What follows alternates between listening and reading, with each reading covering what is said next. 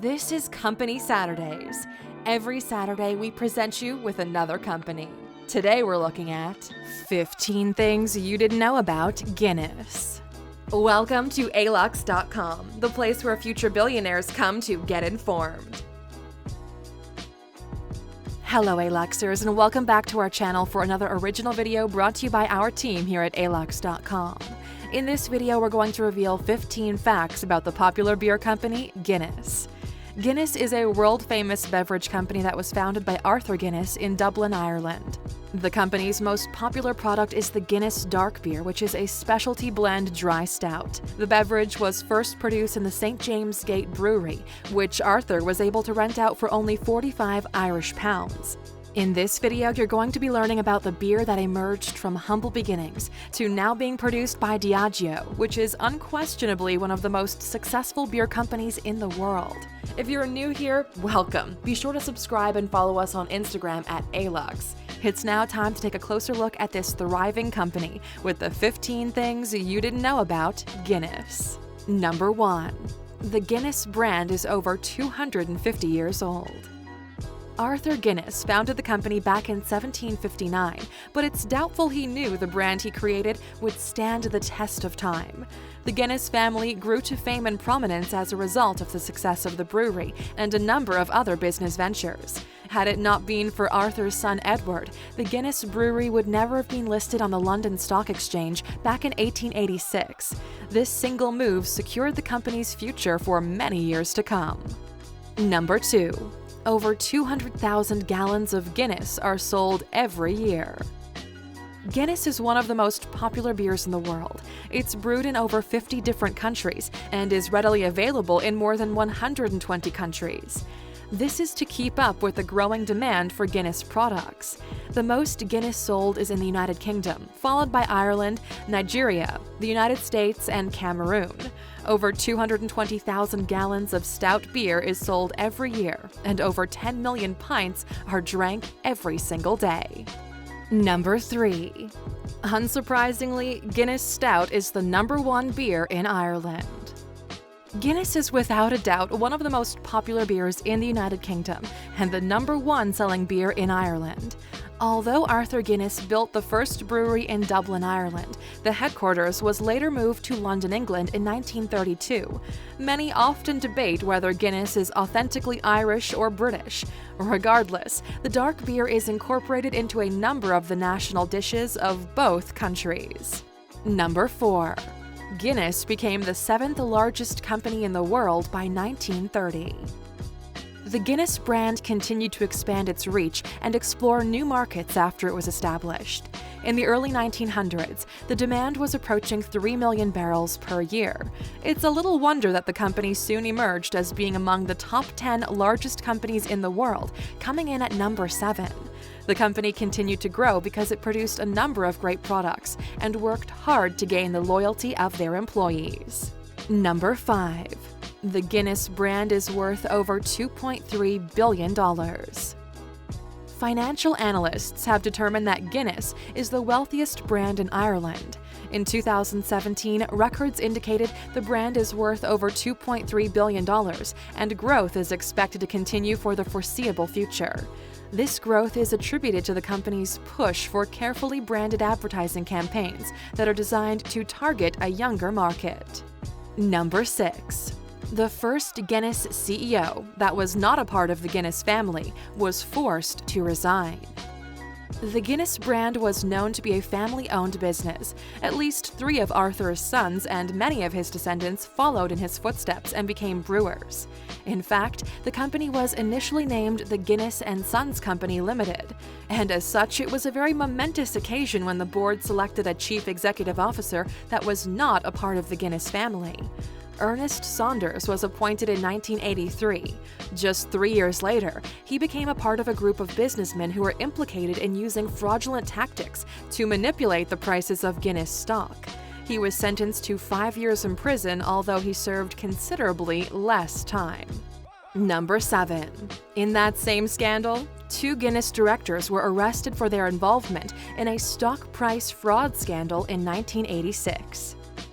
The stock price scandal of 1986 involved noteworthy figures and banks across the globe.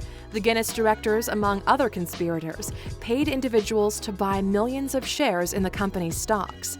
This was in an effort to drive up the value of the property during a bidding war with the distillers' company that went awry.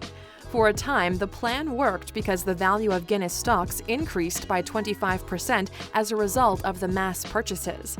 The scandal also implicated Ivan Boesky, an infamous American stock trader, and several branches of the private Swiss bank then known as Bank Leu. Number 8. The Guinness Company once avoided hiring anyone who was a Roman Catholic. The Roman Catholic religion has had a long and controversial relationship with alcohol and those who consume it.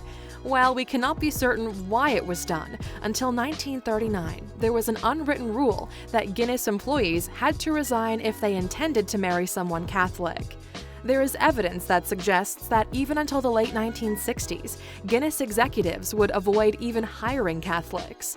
As you can imagine, this was viewed as very controversial because many Catholics would purchase and consume Guinness brewed beers and other alcoholic beverages. Number 9. Guinness adjusted its recipe to make the beer vegan-friendly. Traditionally, Guinness was made with isinglass, which is derived from the bladders of a specific type of fish. It was thus shunned by vegans, who seek to avoid consuming any food from animals. The ingredient is used to filter, clarify, and refine the beer. In 2017, the company released the first batch of beer that was produced without isinglass, and it's now suitable for vegans and meat eaters alike. Number 10. The most expensive Guinness bottle sells for $35. Beer is not known for being expensive, but Guinness is on the higher end of popular beer sales at an average of about $5 to $8 per pint. In 2014, Guinness stepped things up a bit further with their limited edition signature series small batch amber ale called the 1759 in honor of the year the company was founded. It was made with the same fine peated whiskey malt that was used in premium whiskeys and scotches worldwide. Only 90,000 units were made, sold at $35 each. It came in a sleek black bottle in a black velvet-lined box. But of course, that's nowhere near the priciest beer you can buy, but we talk all about those in our video, The Top 10 Most Expensive Beers in the World, which you can check out by clicking in the top right corner. Number 11. The Guinness family still owns 51% of the brand. Although the company has undergone significant changes throughout the years, the Guinness family remains a major shareholder. However, it should be noted that no member of the family currently sits on the board of directors. Still, they continue to have incredible influence over how the company operates.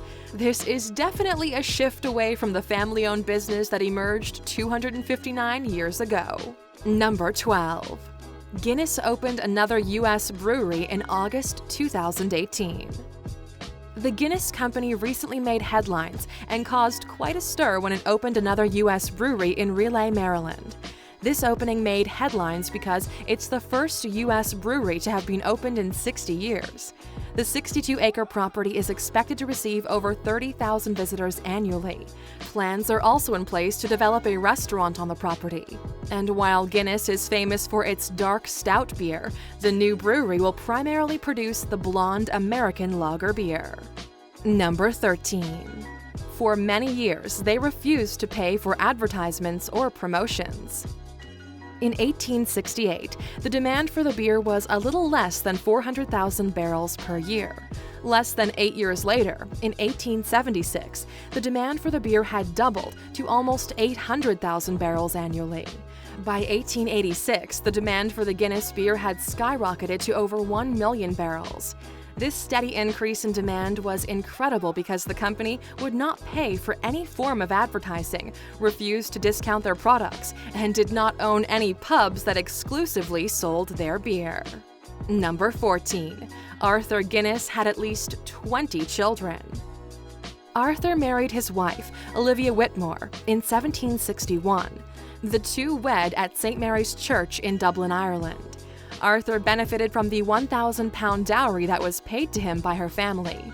While the exact number is not certain, it's known that together the couple had at least 20 children. Arthur penned a letter in 1970 in which he expressed great satisfaction in knowing that at least one of his sons was now grown and able to assist him in running the Guinness Brewery business. He further stated in the letter that although he and his wife currently had 20 children, it's unlikely they would give birth to any more. Number 15. Guinness beer is healthier than those produced by Budweiser or Heineken. When the beer first emerged on the market, many often labeled the drink as a meal in a glass. They were thoroughly convinced the beverage was a rich source of a number of key vitamins. A scientist has since proven that the beer does in fact provide some nutritional benefits. While it's higher in calories than most beers, it's also rich in a nutrient known as folate. Folate is needed to help our bodies produce DNA and regenerate cells.